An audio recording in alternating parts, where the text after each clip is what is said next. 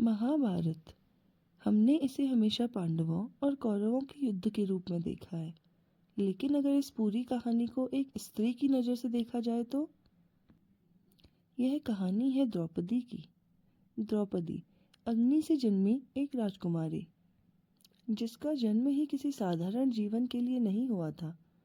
वह केवल सुंदर नहीं थी, वह बुद्धिमान थी, स्वाभिमानी थी और प्रश्न पूछने का साहस रखती थी। उसका स्वयंवर हुआ, अर्जुन ने उसे जीता, लेकिन भाग्य ने उसके जीवन को एक अलग ही मोड़ दिया। वह पांचों पांडवों की पत्नी बनी। जरा सोचिए, एक स्त्री 5 पतियों के बीच बटी हुई। क्या यह उसकी इच्छा थी या परिस्थितियों का निर्णय? फिर आया वह क्षण जिसने इतिहास बदल दिया, जुए की सभा, जहां धर्मराज युधिष्ठिर ने सब कुछ हारने के बाद द्रौपदी को भी दांव में लगा दिया। लेकिन द्रौपदी चुप नहीं रही।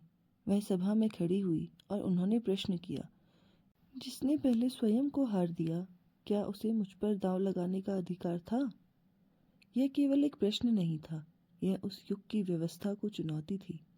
यह एक स्त्री का अपने अस्तित्व के लिए संघर्ष था। जब उसका चीरहरण करने का प्रयास हुआ तो वह केवल अपने सम्मान के लिए नहीं लड़ रही थी, वह हर उस स्त्री के लिए खड़ी थी जिसे वस्तु समझा जाता था। द्रौपदी की पीड़ा, उसका अपमान, यही महाभारत के युद्ध का कारण बना।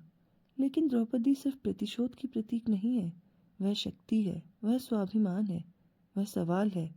महाभारत हमें सिखाता है कि जब एक स्त्री का सम्मान छीन लिया जाता है तो परिणाम केवल परिवार नहीं, पूरा समाज भुगतता है।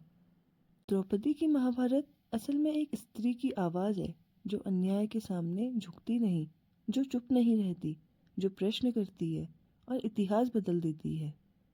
अगर हम महाभारत को सच में समझना चाहते हैं तो हमें उसे द्रौपदी की आंखों से भी देखना चाहिए, क्योंकि कभी-कभी युद्ध तलवारों से नहीं, एक स्त्री के सवाल से शुरू होते हैं।